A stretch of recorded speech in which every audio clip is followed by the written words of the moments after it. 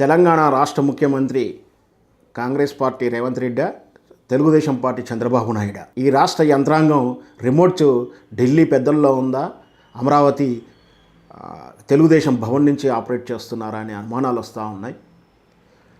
Already తెలంగాణలో ప్రశ్నించిన వాళ్ళ మీద కేసులు పెట్టిన తీరు చూస్తున్నాం. కోర్టులు, సుప్రీంకోర్టులు గైడ్లైన్ ఇస్తూ భావ వ్యక్తీకరణను సోషల్ మీడియాలో రీపోస్ట్ చేసినా కూడా అరెస్ట్ చేస్తారా, మీరు ఫిర్యాదు దశలో ఎందుకు పరిశీలిస్తలేదంటూ కూడా గైడ్లైన్ విడుదల చేసినప్పటికీ కూడా తెలంగాణలో ప్రశ్నించే వాళ్ళ మీద, జర్నలిస్టుల మీద కేసులు పెట్టిన తీరు చూస్తున్నాం.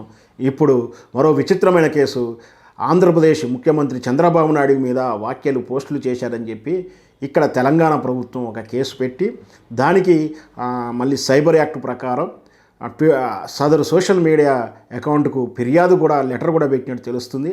మరే ఇక్కడ నేరం ఎక్కడైనా నేరమే కావచ్చు, కానీ ఆంధ్రప్రదేశ్ ముఖ్యమంత్రి మీద జరిగినట్టు వ్యాఖ్యలకు ఇక్కడ కేసు పెట్టిన తీరు విస్మయానికి గురి చేస్తుంది. అందుకే ఆనాడు 2024 డిసెంబర్లో వచ్చినటువంటి ఎన్నికల ఫలితాలలో చెప్పాము, ఇక్కడ జరగబోయేది రేవంత్ రెడ్డి ప్రభుత్వం కాదు, చంద్రబాబు నాయుడు ప్రభుత్వము ఆంధ్రీకరించబడుతుంది. మళ్ళీ తెలంగాణ ఆంధ్ర ప్రయోజనాల కోసం పనిచేయబోతుంది, ఆంధ్రల అధికారులను పెత్తనం చేయబోతుందని ఆ రోజు హెచ్చరించాం.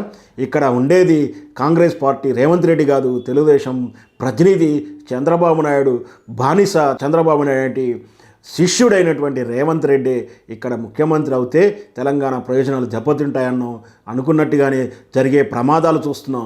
ఈరోజు గ్రేటర్ హైదరాబాద్ మున్సిపల్ కార్పొరేషన్ 3గా విభజించి అందులో ఒక కమిషనర్ని చంద్రబాబు నాయుడు శిష్యుడైనటువంటి వాళ్ళ కుటుంబీకులనే నిర్ణయించినట్టుగా తెలుస్తూ ఉంది.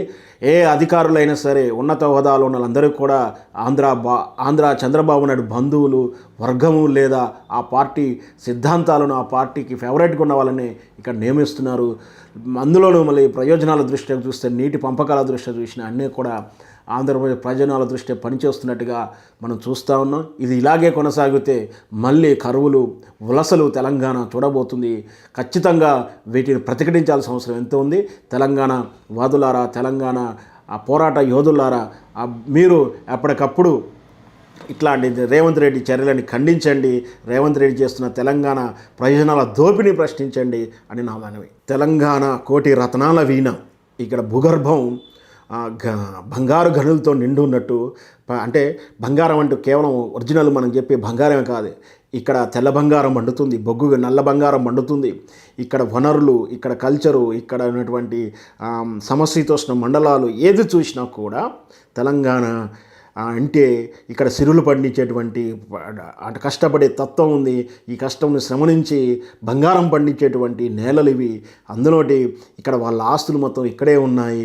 వాళ్ళంత ఎప్పటికి కూడా హైదరాబాదు శోభ మీద, హైదరాబాద్ ప్రభల మీద, హైదరాబాద్ ఖ్యాతి మీద, ఈ హైదరాబాద్ కల్చర్కి అలవాటు పడినట్టు చంద్రబాబు నాయుడు అమరావతి మొత్తం మనకు తెలిసిందే, వరద వస్తే నీరు, వర్షం వస్తేనే బురదమయం, అది అంత సురక్షితం కాదు. అక్కడ రాజకీయ అనే పరిస్థితుల వల్ల ఇంకా ఒకనాడు వాళ్ళు డేరాలు, ఈరోజు రేకుల సెట్ల పరిపాలన ఇంకా కొనసాగిస్తున్నారు. ఆంధ్ర ముఖ్యమంత్రులు వాళ్ళ రాష్ట్రాలని, వాళ్ళ క్యాపిటల్ సిటీని అభివృద్ధి చెందడం కన్నా వాళ్ళ వ్యక్తిగత ప్రయోజనాలు కక్షల్లో ఉన్నారు. అందుకే రెడీమేడ్గా ఉన్నటువంటి హైదరాబాద్ మీద కన్నేసి ఇక్కడి నుంచి వెళ్ళడానికి ఇష్టపడలేదు. ఖచ్చితంగా ఇక్కడ ఎప్పటికి కూడా ఒక కన్ను కాలేసి చూస్తూనే ఉండు. ఇప్పటికి మనం చూస్తూనే ఉన్నాం, నీటి పంపకాల విషయంలో పార్షియాలిటీ చూసాం. అంతవరకు వెళ్ళినటువంటి తెలంగాణ ఏర్పాటు తర్వాత విభజన ఇవ్వాల్సిన అమౌంట్ రేవంత్ రెడ్డి రాగానే ఆంధ్రప్రదేశ్కి ఇవ్వాల్సిన అమౌంట్ ఇచ్చేశారు. ఇట్లా ఏది చూసినా కూడా ఆంధ్రప్రదేశ్ ప్రయోజనాల కోసమే రేవంత్ రెడ్డి పని చేస్తున్నట్టు అనుమానాలు వస్తూ ఉన్నాయి.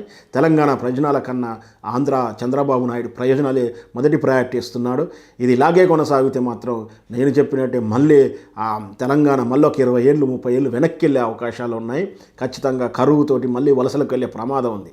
తెలంగాణ వాది అయిన రేవంత్ రెడ్డి ఇన్ని తెలిసినాక కూడా మరి చంద్రబాబు సపోర్ట్ చేయడం, అంటే ఆయన పాత గురువు అయినా కూడా సపోర్ట్ చేయడము, తెలంగాణకి ఎఫెక్ట్ అవుతుందన్నా కూడా ఇట్లా నిర్ణయాలు తీసుకోవడము ఎంతవరకు కరెక్ట్ అంటారు? తెలంగాణ జన్మతః రేవంత్ రెడ్డి తెలంగాణను పిలుచబడుతున్నప్పటికీ ఆయన ఏనాడు కూడా జై తెలంగాణ అనేటువంటి తెలంగాణ ద్రోహి, తెలంగాణ ఉద్యమకారుల మీద గన్ను పెట్టినటువంటి దురహంకార పూరిత ధోరణి మనం అందరం చూశాము. ఆయన రేవంత్ రెడ్డి గారి బానిస, రేవంత్ రెడ్డి గారికి కూలీగా పనిచేస్తున్న విధానం. ఎందుకంటే రేవంత్ రెడ్డి గారు కాంగ్రెస్లోకి వెళ్ళడానికి కానీ, అక్కడ పిసిసి ప్రెసిడెంట్ రావడానికి కానీ ఖర్చు, శ్రమ, పలుకుబడి అన్నీ కూడా చంద్రబాబు నాయుడు స్పాన్సర్షిప్ అని చెప్పి బహిరంగ రహస్యమే